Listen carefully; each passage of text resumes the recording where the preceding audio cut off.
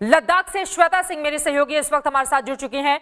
श्वेता, जिस बात का इंतजार किया जा रहा था, प्रधानमंत्री नरेंद्र मोदी ने चीन के मामले में कहा है, स्पष्ट कर दिया है कि हिंदुस्तान अपनी संप्रभुता से किसी भी तरह का कॉम्प्रोमाइज, समझौता नहीं करेगा और देश के वीर सपूतों का बलिदान व्यर्थ नहीं जाएगा। जी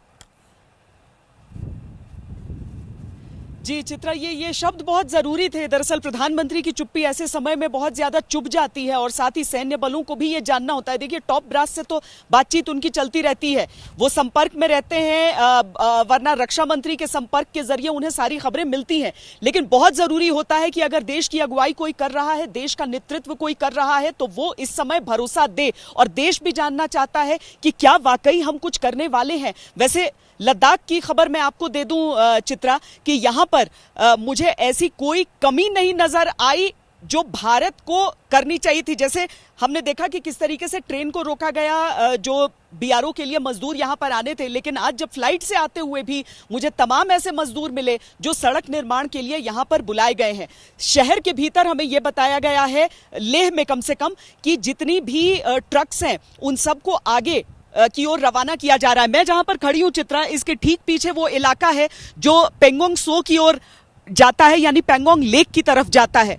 और इसी इलाके की तरफ से अगर हम आगे बढ़ते हैं तो टकराव की स्थिति वहां से होती है। अभी जो सिविलियन मूवमेंट है उसे वहां पर बंद किया गया है, लेकिन किसी भी तरीके से बॉर्डर रोड ऑर्गेनाइजेशन की तरफ से जो इंफ्रास्ट्रक्चर और सड़क का निर्माण, जिसे लेकर चीन से सबसे ज्यादा तनातनी चल रही है, उसमें किसी भी तरह की कोई कमी नहीं की गई है। यह जमीनी स्तर पर हमें देखने के लिए मिल रहा है। लेकिन हां, सैन्य स्तर पर हम किस तरह का जवाब दे सकते हैं, सैन्य स्तर पर हम किस तरह चीन को डील कर सकते हैं, यह बहुत हद तक इस बात पर निर्भर होगा कि सरकार किस हद तक आगे जाना चाहती है।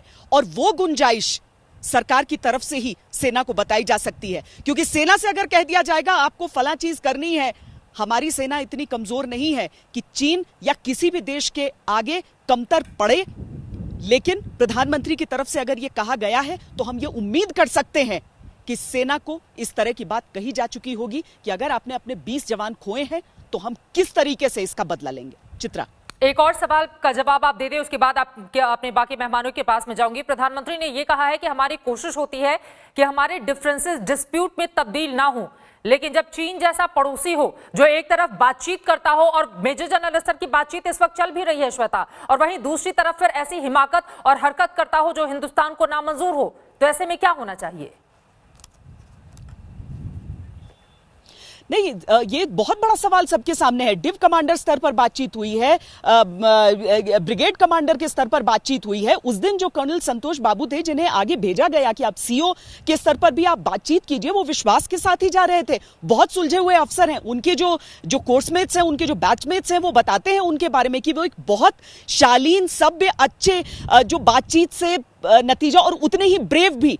लेकिन चीन ने क्या किया उनके सामने? चीन ने जो विश्वासघात उस टुकड़ी के साथ किया, क्या हम उसे सिर्फ एक बातचीत से दरकिनार कर देंगे?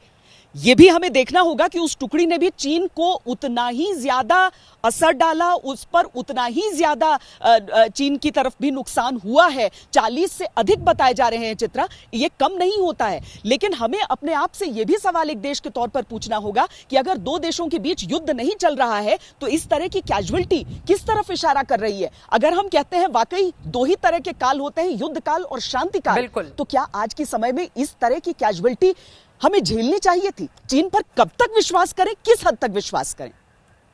ये बहुत महत्वपूर्ण बातें आपने कही हैं। युद्ध काल की परिस्थितियां अलग होती हैं, शांति काल की अलग होती हैं, लेकिन अगर हिंदुस्तान को शांति काल में अपने 20 जवानों की शहादत देनी पड़े तो फिर चीन के साथ कम से कम अपनी स्ट्रैटेजी, रणनीति, या फिर जिस तरह के रिश्तों के जरिए हम आगे बढ़ते रहे उस पर दोबारा विचार करना भी होगा। और जब पीएम इस बारे में भरोसा देश को देते हैं तो यह महत्वपूर्ण हो जाता है, जिस तरह की उम्मीद भी पूरा देश कम से कम इस वक्त मौजूदा सरकार से भी, विपक्ष से भी, तमाम पार्टियों से भी कर रहा है। फिर